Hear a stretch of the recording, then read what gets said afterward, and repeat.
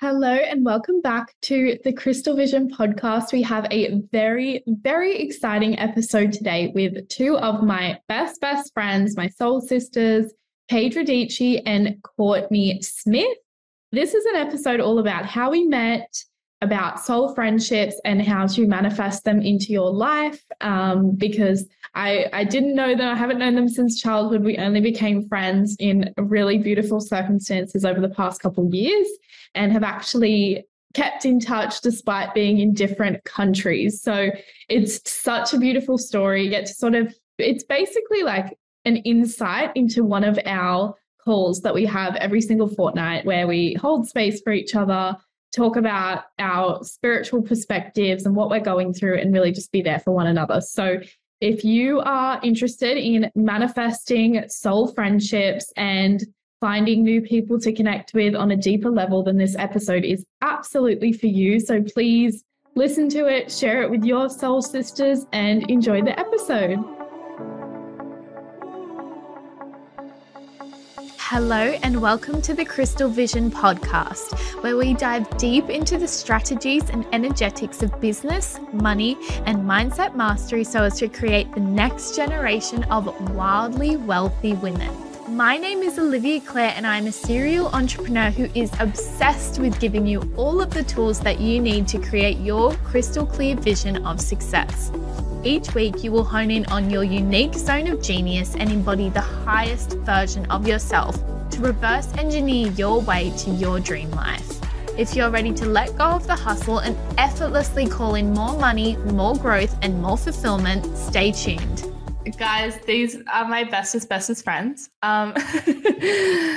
So we're going to introduce each other, and I'm Olivia. I run a marketing and operations agency, and it takes up a lot of my time, understandably. I'm also finishing uni part-time. So I'm finishing a bachelor in business with a major in marketing. And yeah, what do? I also like to go out dancing for fun and like paint. Same. Yeah. So Who doesn't? I feel like, yeah, exactly. So I think is that enough of an intro? Do you reckon? Do we need to go further? Okay. Good. Yeah. You go next. I'll go next. Okay. Hi, my name's Paige. I currently have two businesses. One of them is a tutoring business that I've run for 3 years now. And the other one is currently flourishing, but is in its newer stages, which is a freelance like marketing, creations, like helping people with their transmissions, basically, which has been really fun to build. I also have a podcast called The Soul-Led Life, which is a passion project of mine, and an Instagram that is also a bit of a passion project of mine as well. And yeah, I'm very excited for this whole like friendship oriented interview to do together. So yeah, that's my speedy introduction in case nobody has, heard before, but I feel like we've all sort of tagged each other in things before. So if you're listening to one of our podcasts, you probably know who the other person is just a little bit. So yeah. That's my intro. Courtney. Love that. Hello, I'm Courtney. I also have a marketing background, studied marketing and management at university, and I'm working as a marketing and communications manager. And yeah, embrace the podcast as my little passion project, I would call it. Yes, got the Instagram as well, just excited to create community, such as attracting lovely ladies such as these two. That's my vision, so we can all come together.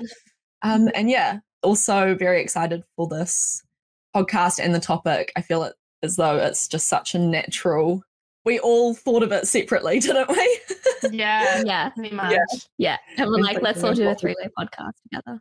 Yeah, it's kind of like an insight into, so we have fortnightly calls, which we get into about how we met and how that came to be. But yeah, it's kind of like we're just having one. You're just catching up with us and how we speak about like different concepts that we're dealing with, or how we hold space for each other. And so, yeah, maybe it can serve as an example, because I remember when I was like, did not have any spiritual friends and I was wanting to manifest them, I was like, this is not even a thing. Like, surely there's no one out here who speaks my language, but it's 100% possible. Yeah, Yes. absolutely. Should we And get that into how we also- met? Yeah. Paige, I reckon you should do a run through of that, because I remember on the episode we did together, I was like, you worded that so well.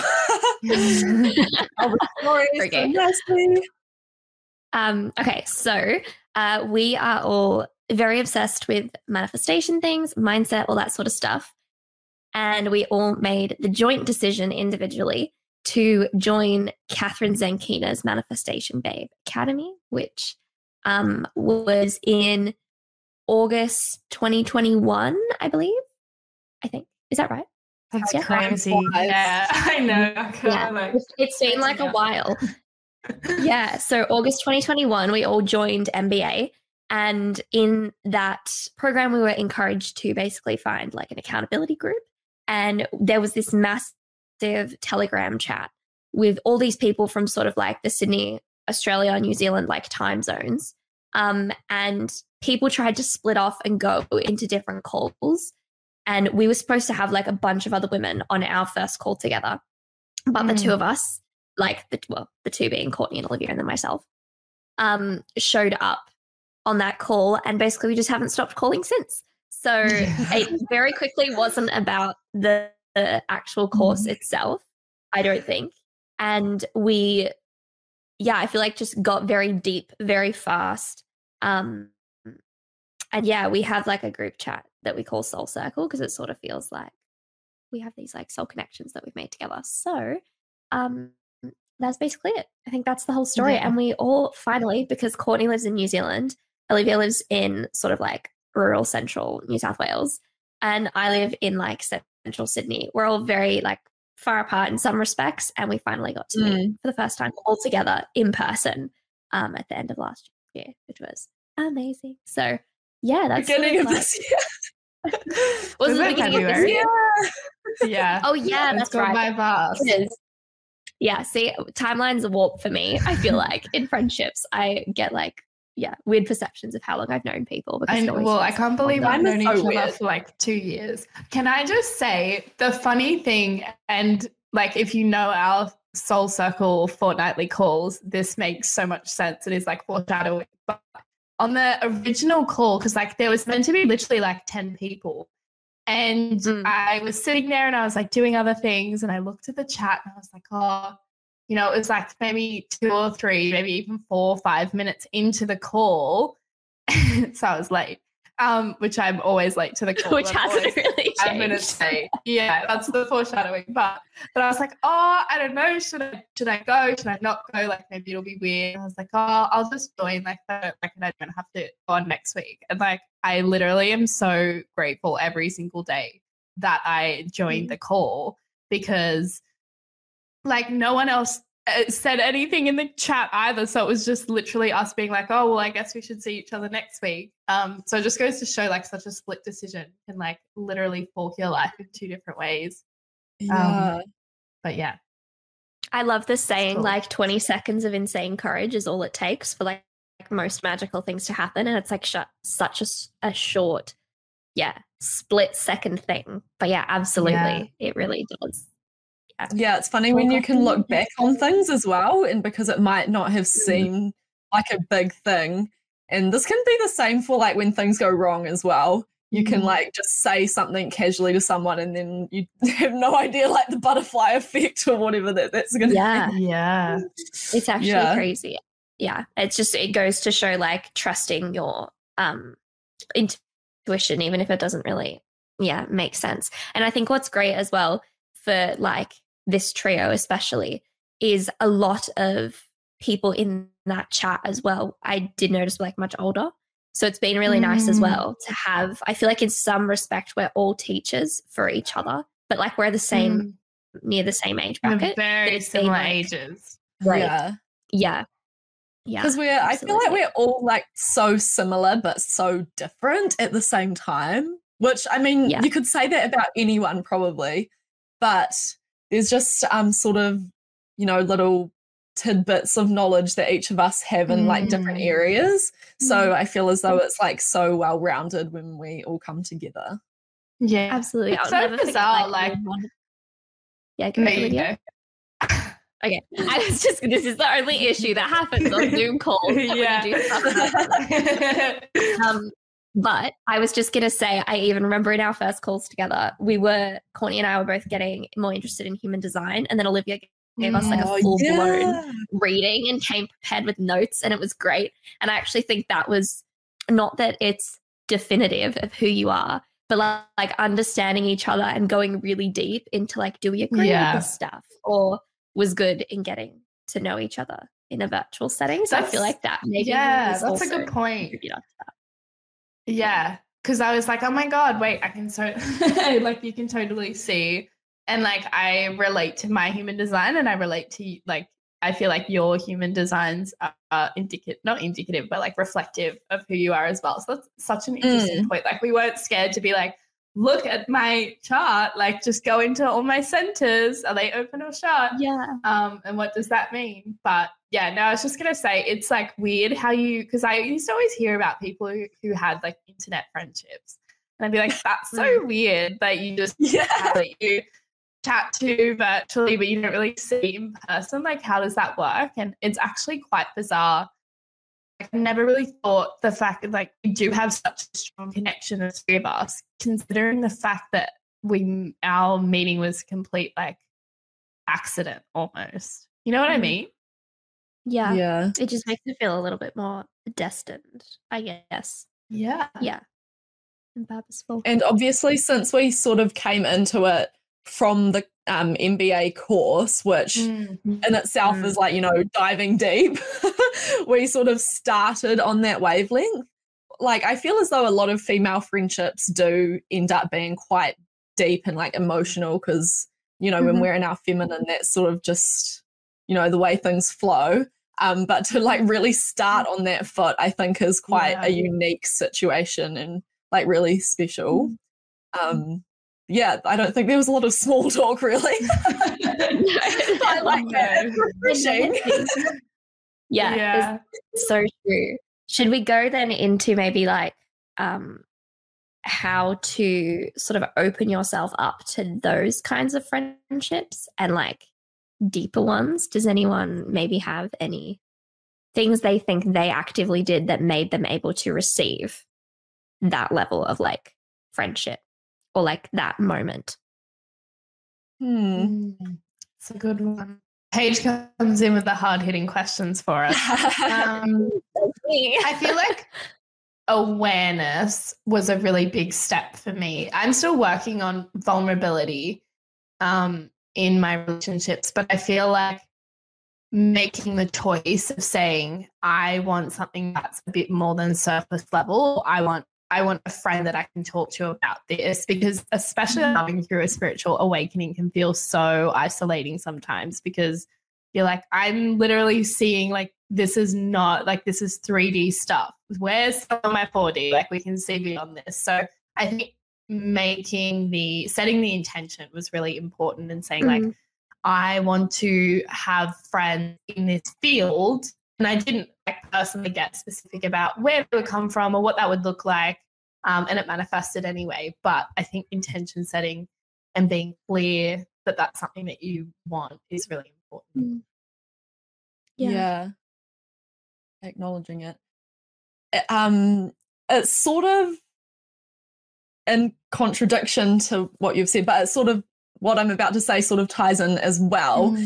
For me, I feel as though I never really had a moment where I did set an intention, but looking back, I feel as though my detachment from the situation and from the outcome, like from what I've learned about, manifestation and all of that, I feel as though that definitely could have played in, because when you're detached from the outcome or like needing to have friends from this, things can just like flow into your life more easily and sort of settle quite nicely. I think I'm just always open to meet new people and make friends. And I've always, I feel like I'm quite pragmatic. So I'm like quite to the point, and I've always called myself an open book. And nowadays I'm actually a bit more like, I want to hold my cards a bit closer to my chest with certain people and like selecting that energy of like who I give that energy to. So it's like you get what I mean. It's sort of coming from a different angle, but sort of the same as what. Yeah. No, I like that because I feel like it's not like we went onto the accountability call being like, oh my God, these are going to be my soulmate friendships. These are going to be people I talk to forever. So that makes a lot of sense. Like we were just going into it because we were supposed to. And then because we're detached from that, like it was able to just happen. Yeah. I think too, like, one thing that you said, Olivia, was like being vulnerable. I think that was like a really big piece of like making deeper friendships because sort of there are some realms you don't want to like touch with people you've just met, or you're like scared to ask a certain question, or like even something as simple as asking like, how are you? Or like, how has your week been? Like that's normally the question that leads most of our like calls. It's never just like, yeah, good. Or a flatline response. Like I think we all try quite hard to like give an actual well-rounded, honest like, offering of like what our week has been. And I think that like little moments like that where you notice you might close off or sort of not give like the full picture.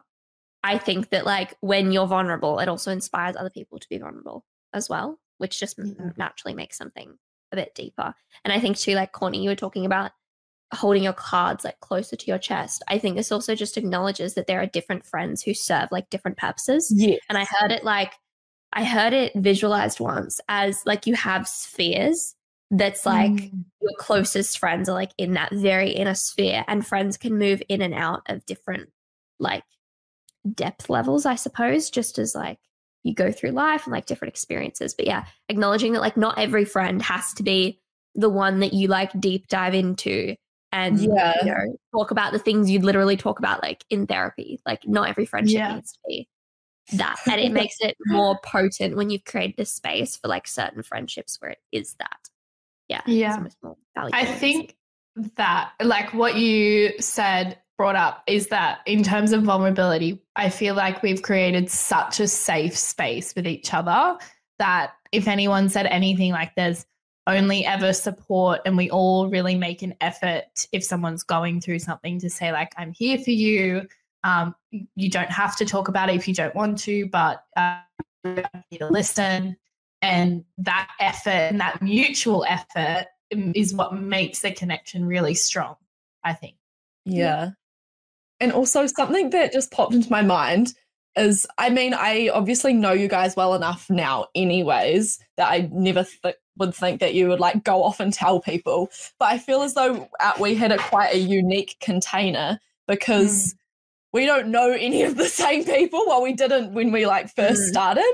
So we don't have that fear of like, you know, is anyone who I know going to find out about any of the stuff that I say type of thing. That, which is quite special. And I know that we might go into this, but like gossiping and, you know, talking about things behind people's backs I mean, for me personally, it's been a huge like part of like friendships, and, you know, especially in high school and stuff, a lot of friendships have sometimes been like based on that sort of thing. And I'm becoming a lot more attuned to when I see someone when they are like just talking about other people because a lot of stuff happened in my life that has like repelled me from that. But now I'm actually beginning to feel like sort of naturally repelled because I'm sort of like, this is so boring. Like, can we talk about something? You know? I don't even know where I started that little rant, but it sounds like we're sort of getting into like sisterhood wounding a little bit. Should we talk about that? We've never done that. That was also a big part, I think, like in school, and sometimes you can get in those patterns with people that you went to school with because you're so used to it. Like if all you have to talk about is other people, it's not a great sign. And I feel like that was a big shift in our friendship. Like I was like, oh my God, we're talking about things that like really matter. Like there was a time where I was like, I don't understand how you can have a fun friendship when you're not having a little gossip session. And now I don't think I do that, or I really try not to do that ever, because I don't know, I guess maturity or getting a bit older. But yeah, that was like a really powerful thing for me within our friendship, is just like actually having an hour once a fortnight where we talk about everything else and things that actually matter to us. I always think too, like if you're speaking about someone to someone else, even if they're not there, like within the container of like that relationship, like it's still like circulating. And I think people can sort of, even if they don't know for sure, you can sense when someone maybe has sort of outpoured of like the relationship with you, or you get a sense of like, you've spoken to me, spoken to someone else about me, for example. Yeah, it's like an energetic thing. And I think that, yeah, exactly. Yeah. Go, Courtney, what were you going to say? This is a big thing that I like covered in therapy, the whole like gossiping thing, because basically gossiping and sometimes the talking behind people's backs, it doesn't even feel like it's malicious or like it is gossiping. It just feels like you're just talking about what happens, but it can still be quite unhealthy, I'd say. And something that I learned, and it took me a little bit to get my head around in one of our sessions, was that because often I feel like if somebody comes to you with their problems with another person, I definitely experience this, and it's something I still struggle with now. If somebody comes to you, it feels kind of good to be someone they can confide in, and, you know, they can run, and, you know, like you're being a safe space for them, and they can just talk. And, you know, and I had this thing where when I talked to my therapist about it, I literally said, well, I know that I'm not going to tell anyone what they've told me, so it's okay. And she was like, actually, no, it's not. And I was like, oh, well, why? But even when somebody's coming to you with that stuff, and they might be talking and, you know, you feel good and they feel good because someone's listening to them, subconsciously on a level, they know that because you are letting them talk about someone else, I hope I'm wording this properly, because you're letting them talk to you about someone else, who is stopping someone else talking to you about them? If you're that person that people can come to talk about things to, then everyone's coming to you. You've got everyone's dirt, and that's like not actually a nice or healthy place to be in. And something that like helped me get my head around that was like thinking about another situation where a friend, I had known that one person had spoken about me to another person, and I said to the other person, oh, well, what did they say about me? Like, because, you know, I was like really stressed. I don't actually recommend listening to what other people have said about you, but when you're on that phone, you're like, please just tell me what they said. I don't care if it hurts me. And the person was like, I'm sorry, I promised them that I wouldn't say anything. And I was like, I respect that, but at the same time, it kind of hurts that you've even let someone talk about me to you. And going back to, I still struggle with this because it's actually really difficult when someone who you're close to, who you love, who might be upset about something, it's really, really difficult to stop them from talking and be like, I'm sorry, I don't want to hear this type of thing. You can word it really nicely, but it still is like a bit of a shutdown. And I don't know, that's something I still struggle with personally. Yeah. I think maybe like, in that like situation, I feel like there's like a tone behind everything that you can feel beyond the words that are just being said.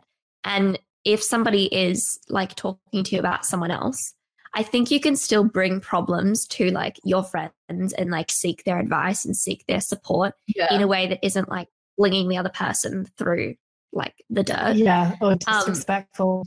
Like setting up those, like, obviously in that moment, like you said, Courtney, you don't want to be shutting it down because you obviously want that like intimacy in like your friendship. So I think maybe a different way to go about that is like, just when you're not in that space of talking about somebody else, speaking about maybe shifts you're having in like your perspectives about how you have been treating other people and sort of bringing it up outside of that context. I think people remember that and they might be like, oh, well, she voiced that, you know, she's really trying hard not to speak about like other people in like that gossipy way. So out of respect for that and being her friend, I'm not going to bring my gossip like yeah. I think outside. I think you can also set an example. Like I think like with you guys, I also feel like I would hate to ever talk shit about someone else because I would hate for you guys to then think, oh, is she talking shit about me? And then that like ruins our connection. So I feel like setting an example, even like having a statement or something that's like, I'm here, I'm like open to hearing what you're saying. I'm trying not to participate in gossip, but I'm 100% on your side and I'm happy to like listen to what you have to say. And then that's like exactly what you said, like a way to be there for someone without engaging. And 100% you can tell if it's like nasty versus I'm having these feelings. I'm not really sure what to do with them. Yeah. Another thing is like when I was working through this stuff with my therapist, this sort of also goes back to what we were saying about like the different friendships have like different levels, and like the circle example that you said, Paige. She was, my therapist was saying, you know, there are some things that you have like primary friends and those would only be like a very small amount of people, and then your parents, if you're lucky, and your therapist. And there are some things or some topics or some people that you can only talk about those things to those three people. So I think it's also about discernment because, you know, we're human and sometimes a problem shared genuinely is a problem halved. So we do have to have those, you know, and I definitely know the friends that I can go to. And if I am like talking about someone else, it's never negatively. It's often like, well, I suppose it could be negatively. I don't want to say it's negative. Yeah. But, you know, it's just about like, things, about predicaments or things that have happened. And I know the people that I can go to who can view the situation very, what's the word I'm looking for? Like sort of like neutrally. And they know that I'm not trying to bash this person. I'm just trying to, or like the situation or the group of people, I'm just trying to like work through things. And they like understand me as well, because I feel as though if you said certain things to someone that didn't like fully get where you were coming from, that could then create like some tension if they sort of misconstrue what you say. So yeah, having that discernment about who you go to and being like sort of selective, I think is really, it's boundaries in a way, I guess, and those are really important. Absolutely. And as well, like when you're, I think bringing it back to like the concept of the spheres again, we have always spoken about like people are a mirror to you and like this more, I'm not saying that no one needs to take like responsibility for actions, but I do think that like issues like that are an opportunity for you to like return back to like what you need, how you're treating yourself, etc., etc. And yeah, when you have that understanding, it's funny because like even when, you know, either of you have shared, you know, situations, there is like a level of anonymity that you bring to our discussions because it's not really about that person most of the time. Yeah. I'm not saying that they haven't like done anything wrong or they shouldn't be held accountable, but like the attitude from which we like are approaching things is like my reaction that I'm having to this situation, like what can I like offer myself here? And because of that, names don't even come up in our calls because it's not even about the name. No, it's about you. Yeah, that is a really powerful distinction. Hey, it's not like, oh my God, XYZ did this to me. It's like, oh, I had these feelings about this situation that happened. I'm not sure how I need to hold space for myself. Like it's actually cute that we genuinely talk to each other like that. It's like friendship, Brene Brown goals. The terminology that I use for that sort of distinction is like, it's all just content. Because I feel as though often when things happen with people, we can get very sucked into, you know, what actually happened. She did this, he said that type of thing. But we need to like sometimes zoom out and be like, this is just content, and this situation, this content was created from like the energy surrounding your relationships or the boundaries that you've set. And you need to look at these bigger issues and bigger patterns and things that are going on that like created this content instead of being like down in the nitty gritty sometimes. Yeah. I think it's like feeling beneath. Yeah. Beneath like the words, beneath the actions, like sensing if there is something deeper maybe that like needs to be addressed. What about like, let's say you're in a context where, you know, like the relationship isn't serving you, and, you know, the self-respecting thing to do is to like walk away. How would you guys sort of approach that? What's your experience with that? I'm terrible. I'm a little Paige, I love your hard-hitting questions. I'm like, we're here for like, you know, vibes. And there's so much. Yeah, I know there's like so many perspectives that are amazing. So I want to like.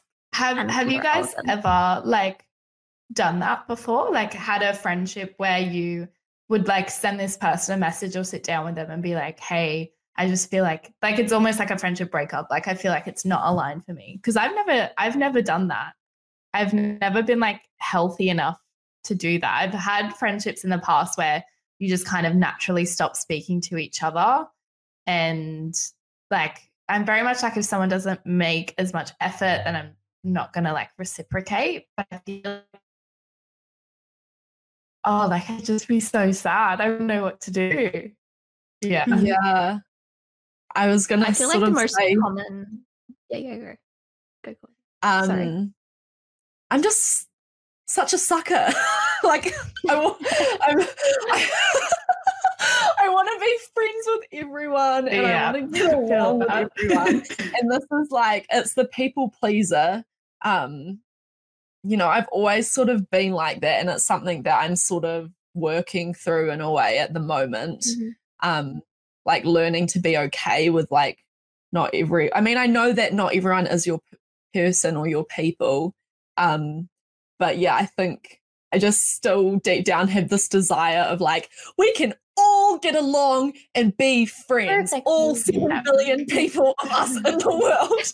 And, you know, we're all connected. So on a level, I do sort of believe that, but practically in my life, it can be quite damaging, because then it like causes stress when I feel like I'm not all good with somebody. But just going back to like the friendship breakup thing, I feel like having that, what do you call it? Disposition. No, I don't think I've like sat down with someone. I've had friendship breakups and like drifting apart. But I feel like I've never fully been the instigator of that. And sometimes I've had like time apart from friends, but you know, I'm very much like one for second chances. So, you know, so like if somebody who I hadn't spoken to in ages flicked me a message, I'd be like, yeah, I'd be so down to get coffee type of thing. I feel like that's a people pleaser thing, because that was like my initial reaction as well. It's like, well, what do you mean the friendship's just different? Like then we're still friends, we just see each other less, or like we just have like a different relationship with each other, versus being like, oh, this person is toxic. I have boundaries. I'm going to choose not to have them be a part of my life. Like, it's just like, oh, well, I'll just see them when I see them. It's like, no, be careful with your energy. Yeah. I don't want to be ageist either. Not that I think this is, but I was having dinner last night with two of my friends who are like 5 and 6 years older than me. So like a little bit older. And I just noticed, and we even sort of briefly touched on this last night too, that they are a lot more protective with like their energy and want to sort of whittle down their friend group a lot, or like their circles. And so I feel like I was going to go on to say that maybe I shouldn't be so down to have coffee with everyone, and just focus my energy on, the top whatever people in my life. But so yeah, that's another thing that I'm sort of like working with, and definitely all plays into the people pleaser stuff. I think there's a fine line too with boundaries. Obviously, like blatant toxicity enforce your boundary, but sometimes I think we also get so hyper obsessed with boundaries that we don't allow for like humanness as well. And and I think that that's important. And I have had friendships that, I've had for years that have evolved. And I think whether that's like, there's been some distancing and then some coming back together, not from a place of toxicity, but like actually acknowledging, hey, like our friendship sort of feels like it's changed. Like, oh, let's get to know like the new versions of each other, and looking at someone from not assuming that you know everything about them because maybe you've known them for a long time. Because I know like version of me now probably wouldn't have spoken to version of me like 3 years ago, but a friend has like stayed the entire time. Like, do they know that new version of me as deeply? Yeah. Yes. Yeah. I've noticed this way of looking at it. Yeah, because like with the friendship like breakup as well, me personally, I'm not usually the person to be like, we're not friends anymore and like set down the hard like line, because the reality is I've never had like such intense toxicity in a friendship that I would need to do that. I have, however, had a situation where I have stated like, hey, I've heard that you're thinking of doing this thing.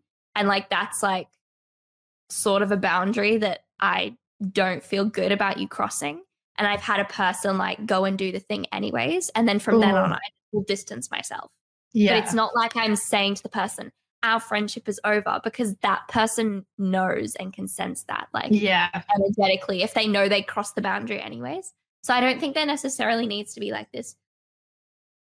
I don't think it would be anyways, but like confrontational hard wedge that like gets created.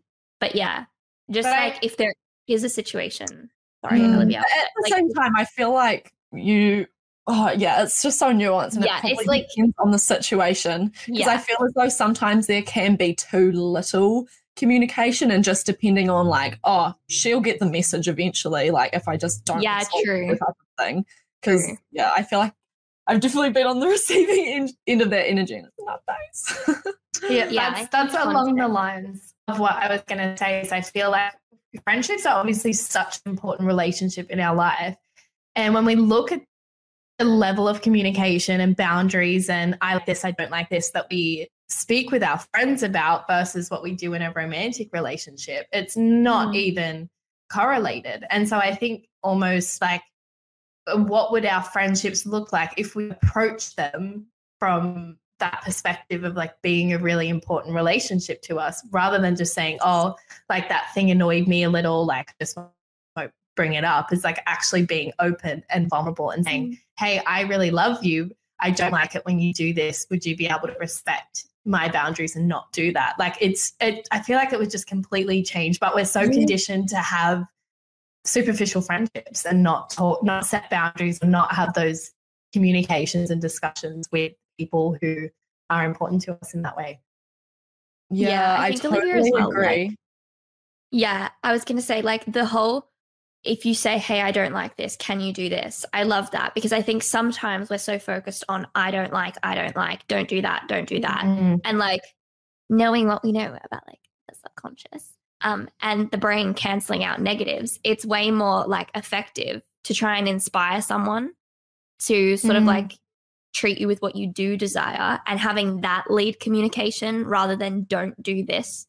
I think having a positive thing of like, please do this is way more powerful. And I know I've had friends where they're like to me, it really makes me, and it doesn't come up in a sense of, like, oh, you haven't been doing this. It just might be they're telling me about their week and maybe something's hard, and they're like, hey, like words of affirmation make me feel like really good when I'm like going through something like this. And it's not even coming from you don't do this yet. It's just, hey, just like letting you know, because you're my friend, I've noticed that I really love, this sort of behavior. And because you're their friend, you feel inspired to like fulfill that behavior for them. So, Yeah. Oh, I love that. sort of affirming or appreciating someone when they do it like unprompted or like so just say somebody like randomly sent you a lovely text message, like really saying to them like, I genuinely appreciate that so much. That feels good to them as well, but then they also know in future like, oh, this person loves when I flick them a random message when I think about them. And I feel like everyone loves that. So just do that, guys. Just do it. I do that. If I think something nice about a friend, I'm like, why not just message them right now and tell them that? But yeah, so just acknowledging and appreciating when people do that sort of makes them want to do it again. Yeah. Making a big deal about like the smaller things. Definitely. Yeah. The small things add up. I have been doing a thing for my friends recently where like when it's their birthday, everyone answers a Q&A. And like it goes into, I design it in different ways. And I put for one of my friends, because one of the questions I did was like favorite memories. And obviously we've got some epic memories together, and I sort of listed a few of those, but I was like, but it's all of the small moments, like the FaceTimes that we've had when we're upset, or like the sending each other memes because we thought of each other, or like the random text messages. Those are the things that actually really do mean the most to me. Yeah, so cool. It's so true. What about like, okay, so I'm just looking at, because we had some questions that were sent in. We've got some topics. We got some topics. I think we're already like knocking them off so well. Sort of, yeah. Yeah, but one of them was like just speaking about feeling connected and like having these friends from different spheres. One of the questions was, do you think it's normal to feel disconnected from your close friends at times? And I'm curious. I think that goes in well with like having those different like levels. Yeah. That are like transient and can move and they're not fixed. So yeah, what's your perspective on that? I feel like it definitely is normal. Yeah. Especially with somebody that you've been friends with for a while. Like we were sort of saying, Paige, before about how you were saying before about how you feel like a completely different person. So sometimes it can take a bit of an adjustment period to even realize that somebody's changed, and then potentially get used to the new version of them. And then like people go through things in their lives that you don't know about that might, you know, make you feel disconnected. They might be distant because they're going through things, and vice versa. There can be conflicts, and obviously you feel disconnected then. But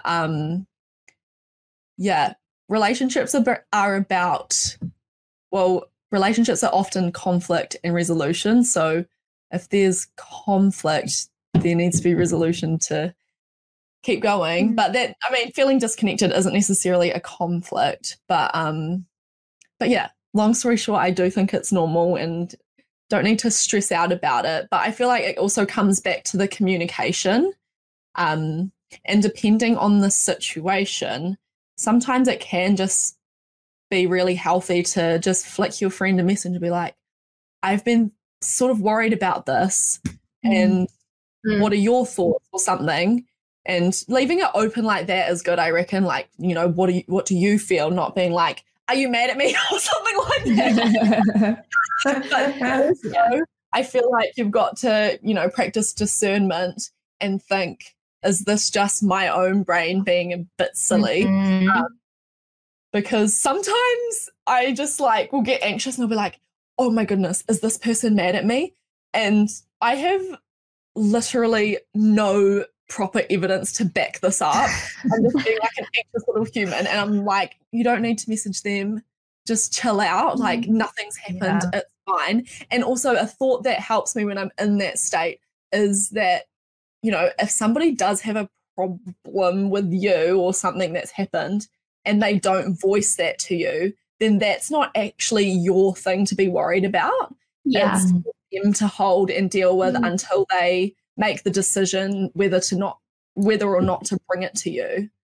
So yeah. That's powerful. Yeah. You expressed that really well. Yeah, I think it's completely normal. And I think something you brought up is like attachment style. Yes. So, Yeah. I think that can, if you know your attachment style, like for me, for example, I tend to, like, it sounds like Courtney, you have a bit of an anxious attachment style. Like, oh my God, if I don't hear from them, do they still like me? And mine is like, do I feel like I'm putting effort in and not getting it back, so then I'm going to push you away? That's personally what I tend to do. So I think knowing how you are in terms of attachment style can help just contextualize if you're feeling a bit of disconnection. And yeah, just being like, hey, you say your friend gets a new boyfriend, like you just know there's going to be a few months where they're going to be busy in their love bubble. And if you feel disconnected, and exactly what you said, Courtney, like until you voice it to them, hey, I'm feeling really disconnected, like, can we work on this together? It's kind of just your problem. And you can be like, okay, well, I feel a little disconnected, or I know that we're not going to be as close for a little while, but that doesn't mean that we're not going to come back together and be stronger than ever. There's like, levels and waves, and yeah, it's like an ocean. And I don't ever want to diminish the desire for like connection with other people, because it's so human and like so natural.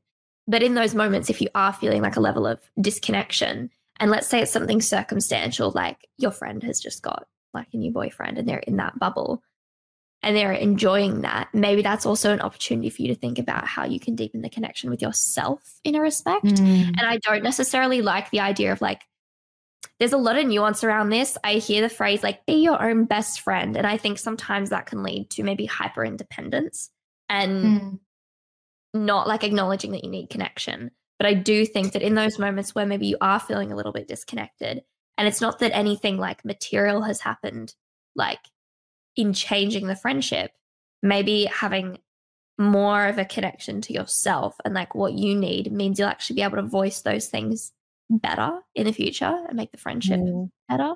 Yeah. I think. Yeah. And I feel like, just the best advice, like if you're feeling disconnection, like I think the best thing you can do in general is to understand yourself and like do work on yourself so that you can distinguish whether you're feeling disconnection because of the friendship, or you're feeling disconnection because of your attachment style. Like the best way to really know is to be able to understand yourself and be whole and one with yourself, because then you'll have that discernment and that trust and that ability to be vulnerable and voice things when you might be feeling a certain way. I'm very happy. I feel like this plays into a topic that I'm keen to dive into more, is the whole like friendships and people as a mirror. I mentioned it in my Life Lessons podcast, and I also did like a poll on it on my Instagram, and it was probably the most like disagreed with poll. But I feel as though sometimes people sort of misinterpret it, and view it in a different way to what I mean. So yeah, I'm keen. What's your thoughts around, friendships and people as a mirror? I don't think that, I think sometimes when we say like people are a mirror, we get all angsty about that, because it means, oh, if anyone's treating me bad, then it means that I'm like treating myself bad, or like it puts all the responsibility on like you.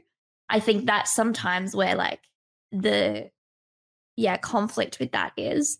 I don't like to see people as a mirror in that respect. I like to see it as they're not a mirror of like, I'm this. It's more like they're mirroring back to me an opportunity rather than like themselves, if that makes sense. Because like let's say I know that I have a very high level of respect for myself, but that doesn't stop like humanness and free will from somebody else like disrespecting me.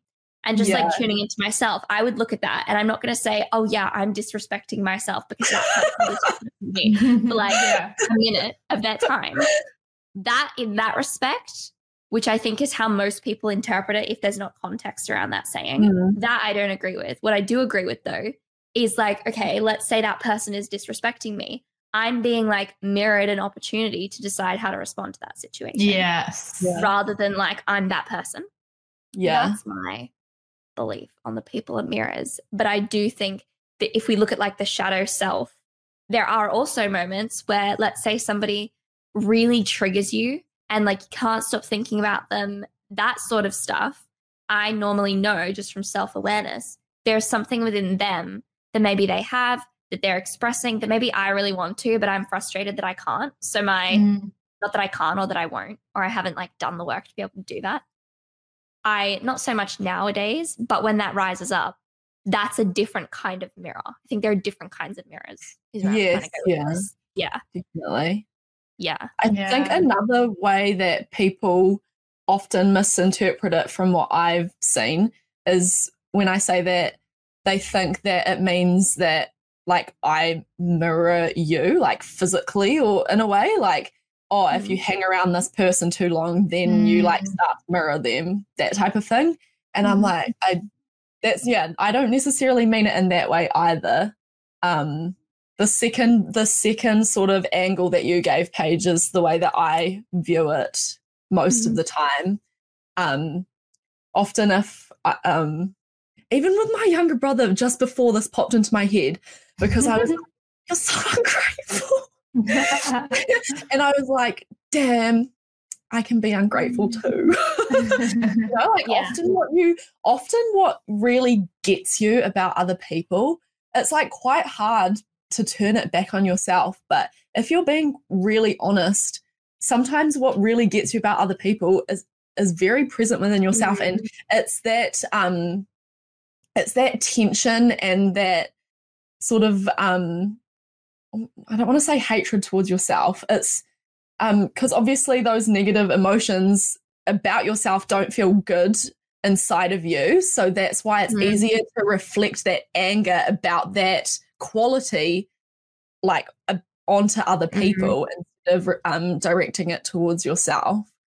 And a great example that I like to use when sort of explaining this to people, I don't know if you guys have ever sort of had this experience, but have you had like two people who don't get along at all, but you know, you might know the same, and you're like, are so similar, and that sort of makes sense as to why they don't get along, and you're like, it doesn't make sense because they're so similar, so they should get along, but at the same time it makes sense because they're so similar they can't get along.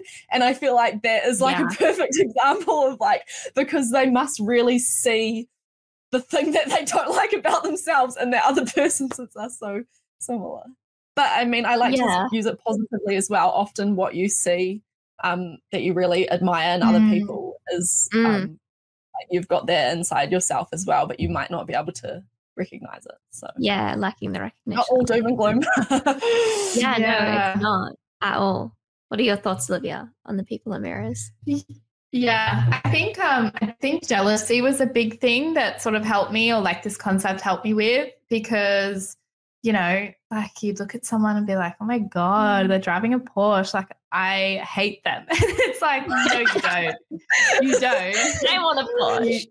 I just want a Porsche. And that was like such a good reframe, because first of all, like if it's showing up in your field, if it's something that you see, then it means it's sort of close to you. Like you've been able to actually visualize it and manifest it physically, and you can see it. So it's like, oh, big tick. And it's also just a good nudge. Like if you're thinking about someone and you're jealous of something that they have, it's a sign that you want it. And that's really useful information to go, oh my God, wait, this is something that I want, but potentially part of me thinks I'm not worthy enough yet to have.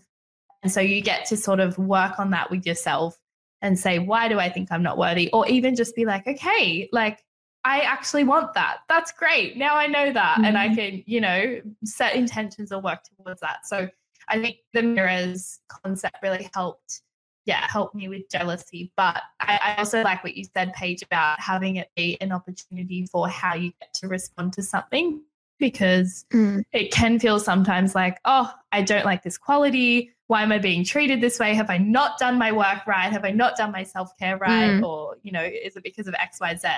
Versus, hang on a second. And I see it a lot with like, for me, it comes back to like, I think boundaries is a really important thing for me. It's something that I'm working through at the moment that I've struggled with. So if someone's being disrespectful to me, it's an opportunity for me to say, wait, is this an opportunity for me to put up a boundary, or is this an opportunity for me to end a conversation? And it's good when you get to look at it like you get to take responsibility for how you feel and also how you let other people treat you, if that's something that you sort of struggle with like I have. Yeah, totally.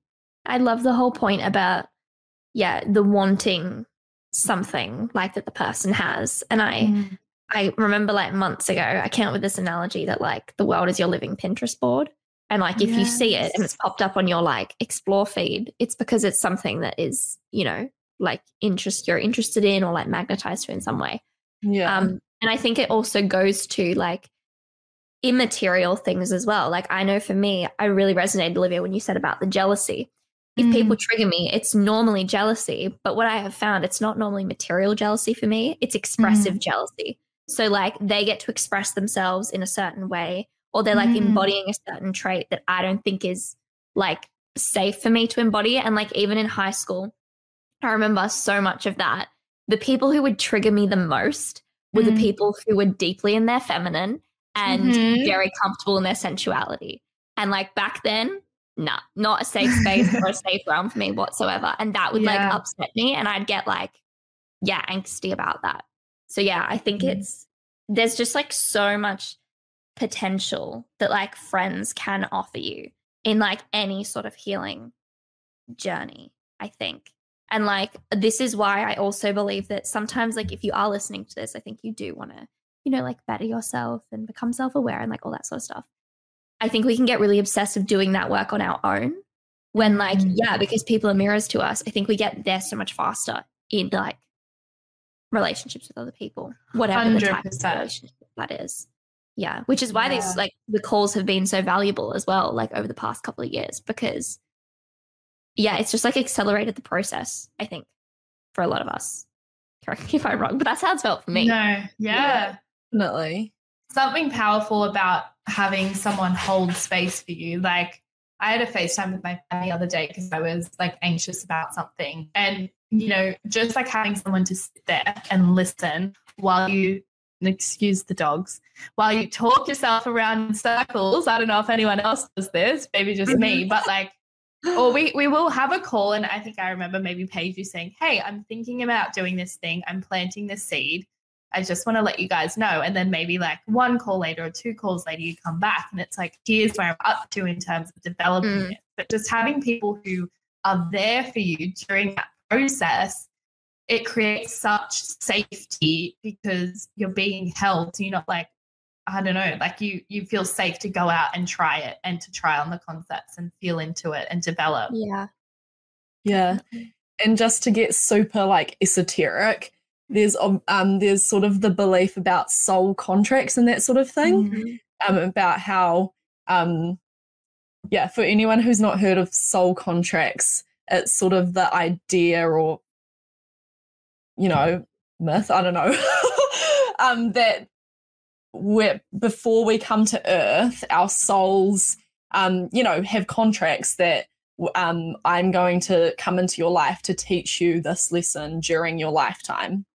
And just to bring that sort of down to more to earth, if you're not so spiritually focused, it sort of ties into that whole people come into your life for a reason, a season, or a lifetime. People who listen to me or know me, I use that quote so much. It's just, but I really resonate with it, obviously. And that quote sort of plays off the foundational belief that you think that, people are going to teach you lessons in your life. And I think that's true. Relationships teach you so much. I totally believe that it can be a great place to heal and grow and everything. Yeah. Well, I think that answers the mirror concept, the mirror question. Were there other ones we had? What is a deal breaker in a friendship for you? This is an interesting one. Well, there are like It's funny The because people pleasing Courtney right now. Yeah, is yeah, like, she's- what are the deal breakers? it's just I'm waiting for Courtney to answer so I know what to say. That's the problem. Oh, I'm like, really? what are you guys saying? Because I think I've had some pretty toxic friendships in the past. I mean, obviously, it's pretty straightforward, like repetitive crossing of boundaries and that sort of thing. I just was sort of laughing in my head because a particular conversation with my friend came to mind where we were talking about like what was unforgivable, like in a friendship, and might go back to the whole people pleaser thing, but I feel as though I'm quite forgiving and definitely believe in second chances. But we were like, I feel as though the one thing my friend couldn't do is sleep with my boyfriend. Yeah, true. It's so true. I know it's like friendship X. I'm like, if they don't drink coffee and we can't have a coffee together, like, it'd be really superficial. Yeah. No, I like that. I think I'm really big on like mutual effort. So if I have a friend and I feel like I'm putting more in and I'm not getting that in return, then I would just rather not have the friendship. Yeah. Even then, like I would prefer that to like, oh, we'll just see each other when we see each other. It's like, no, I don't want to, because I like you and I want a friendship with you, but you're not interested in that with me. So I feel like that's a really quick thing that I keep an eye on. Yeah. In terms of a deal breaker. Yeah. Yeah. And I feel as though with that point, it doesn't necessarily mean that you expect people to be like in your pocket messaging you every day or even every week. But it's because sometimes you do sort of have those low maintenance friends that you could just text randomly and it just feels like no time has passed. But at the same time, there is still that mutual energy that has to go on. Like if you do text once a month, then maybe it is sort of like her turn, then your turn. Not that you're really counting, but I'm just saying you sort of can tell you can when feel it's just you like reaching out, you know? Yeah, there's like a seasonality to friendships too, but like still presence though throughout the entire time, even if the presence like wavers like in its intensity. Oh, like have you ever sat with a friend and they go on their phone? I really don't like that. I hate that. That's not a deal breaker, but it's like a side eye moment for that person. I really hate that. Yeah, so true. I think the deal breakers for me are pretty much what we've covered, just the repetitive crossing of boundaries. Disloyalty. I'm such like loyalty is so important to me. I don't know if that's like a Taurian thing. I feel like it's just a human thing though as well. Yeah, and like if I have found out that someone, going back to the gossiping side of things, I haven't really had like an intense experience with this, but I imagine if I found out that someone was like talking about things we spoke about that was sort of like intimate or vulnerable with other people, that would sort of be a bit of like a deal breaker. And I just know myself, I'd probably close off a bit more in that situation. Yeah, so fair. And I think like, a lot of things, the fact that we can't come up with many, I think goes to show that a lot of things within friendships can be like repaired. But there are those bigger things that are sort of just not, you don't cross. Yeah. And I feel like we are all quite similar as well with our disposition towards, you know, I feel like we've used the word nuanced a lot in this conversation, but, you know, life is nuance. Life is nuance. And so I feel as though we would all be open to, you know, maybe someone did cross a boundary one too many times and then you have some space, but then if you came back together, I don't know, it obviously depends on the situation because it's nuanced. But I think, you know, there's situations where you don't have to be like, this is over forever. Yeah. Forever. And then one day they might come back and you might see or like realize, whoa, this is a whole new person. Like this is a new relationship that we're starting to build here. And like we can move past that other stuff. And But I feel like we've all done a lot of self-work as well. So it's not like we're in friendships where it's like, oh, like they talk shit about me, but it's fine. Like, no, it's not. So I feel like we've all done enough work that it's like we don't really have friendships where toxic stuff comes up. Because, much of this is like a hypothetical, it feels like. Yes, definitely. Because your vibe attracts your tribe. That's another. Yes, embrace. Someone also put fun friends versus honest friends. There's not really a question, but just like the topic, I guess. Even when honesty isn't what you want to hear. So like you can have both. Yeah, I think. And I think your fun friends can all be honest with you, can't they? Like, yeah. I feel it sort of plays into what you were saying at the beginning, Paige, about the various circles of friendships. And it also makes me think about the whole, selecting who you say things to. And because, some friends who are more on the peripheral, if you sort of imagine a sphere like close, those might be your fun friends. And then you just know that those fun friends, you don't go to them when you want the honest opinion or when something's going down because, they're there for the fun. And I think some people might say, why would you even want just the fun friends? But I don't know. The more the merrier, I say. The range isn't different. Like, and you can't expect all your friends to meet all of your needs. Yes. So true. Even with the like honesty concept as well, like speaking also about being that honest friend. One thing that I've really had to learn to do is like put an invitation out for honesty.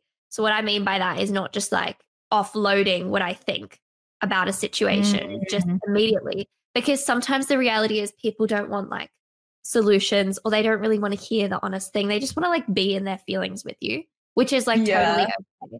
So coming from like the perspective of being the honest friend, I think asking and being like, what do you need right now? Do you need me to like, do you just want to like rant about it? Like, is that what you're looking for? Or like, do you want my help? Definitely. And like sincerely like asking, because you can always be like genuine, but if you do want to give like your sort of honest, hard-hitting opinion about something, I think checking in with the person first and being like, hey, are you actually going to listen to me? Like if I was to give it to you, because there's nothing worse than like offering advice and just knowing it's got like hitting a brick wall. And I think that's really valuable, is just checking in. Is that what the person actually wants? Or receiving unsolicited advice. I was going to say, I feel like that's a reflective thing to be like, I want to give you my advice and you don't care. And I'm like, I don't want to hear anything right now. I just want to be sad. So honoring what's the like, what's like the vibe behind the conversation. Is someone actually wanting honesty in that moment? No, maybe there's more comfort. I definitely relate to that, Paige, because I feel I'm such a fixer sometimes. So often when people come, I'm like, right, solutions. And then I like had to take myself a step back sometimes and be like, oh, do you and even in the part, I remember one thing, I started like typing out all this stuff and I'd sent it already, and I genuinely had to backtrack, and I was like, oh wait, is this unsolicited advice or what? That's very like projector of us, Courtney, because it's that concept of like, for those of you listening, if you don't know, like in human design, projector is one of the human design types, and both me and Courtney are projectors. And it's like this idea of waiting for the invitation is like really central for a projector. And it's that waiting for the invitation, which is really hard sometimes. And you're like, I have all the solutions to your problem. Let me fix it, please. But But on that point, I was speaking to my friend the other day, actually on the podcast, and she had such a cool, unique perspective on like advice giving. And it was like not to give advice. She was like, I have this rule not to give advice. And she was saying about how she used to be like such an advice giver, but now she's sort of like, everyone is so different and everyone's situations are so different. Like, how can you ever know? Like, your advice might be right, but it might be like really, really wrong for that person in that situation. I mean, obviously in a way it's up to them to take what you say with a grain of salt as well. But she said what she does is she'll like think of a story from her own life and just tell, like, that might be related, and just tell them that story because that's her experience, and then they can take what they want from there. And I was like, oh, that's such an interesting and cool way to like look at it and approach things. Yeah, I love that, because even like when I think of personally, most of the time I don't want advice. Majority of the time, I think if you're sort of tuned in and self-aware, majority of the time you know what you're supposed to do, or like what's the right thing to do. Here on out, you're just, I think friendships serve more of a comfort space than an advice space most of the time. And they can be most of the time, like the advice, when they give you the advice that you know that you already have to do, it's like, you want that confirmation. You're like, I know I have to do that. I just don't want to. Exactly. Yeah, sometimes it is a bit of a validation thing, which you have to be careful with. Because sometimes your friends will validate your opinions when they shouldn't, or it's not, you know. That's where the honesty comes in. If you're sort of going down a rabbit hole, and then sometimes you can like just really like hype each other up and then get really anger's an easy example to use. But like if two people come together and you might start off like, oh, this thing really annoyed me. And if your friend was like, what? No way, I cannot, but you'd be like, oh, you know, and then you start feeding off each other, which can be like really toxic as well. So true.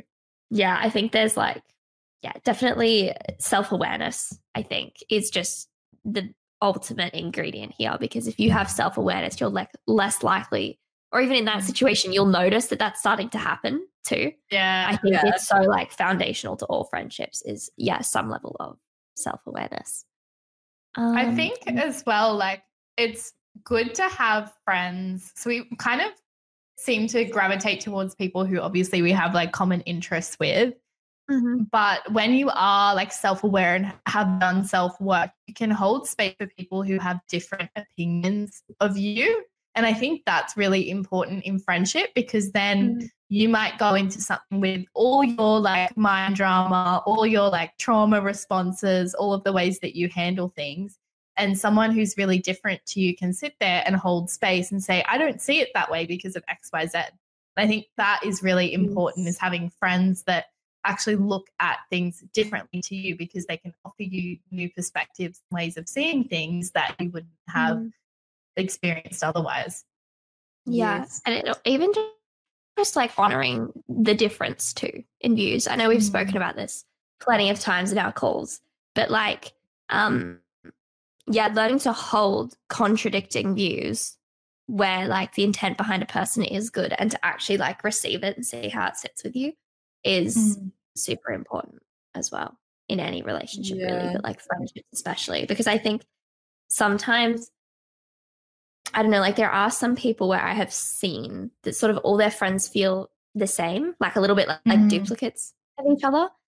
And I think that comes to not being able to hold like the spectrum of like, you could be friends with someone and maybe one aspect of life you have a really different view about something, and that's like okay. You don't need to totally align with everything that your friend aligns with for it to be like a good friendship. And that can be really hard, especially because of like, for example, the cancel culture that is so prevalent online. It's almost normalized to like, if somebody has a differing opinion to you, to like, nope. Whereas like, think about all the things that you could agree on, and, you know, maybe focus on those, because it's great to have common ground with people. But that's something that I have like struggled with in the past, but also learnt to come to terms with, is the difference of opinion. Because people pleasing, you want to get along and have the same opinions. So it's been like some inner turmoil that I've had to deal with, but I'm at peace with that now. And I can appreciate that it's really good and healthy that I have people in my life who view things so differently.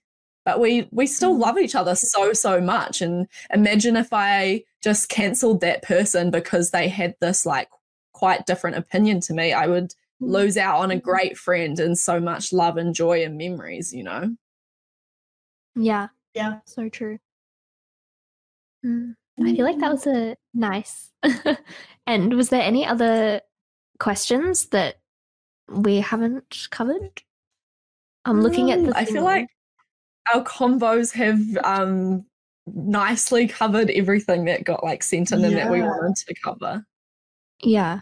We've covered a lot of ground, I reckon, but I've really enjoyed this conversation. It's very flowy. It's very us. Yes. Yeah. It has been. I sort of forgot until I was like explaining the human design, and I was like, for anyone listening, I sort of forgot where. Yeah. I know.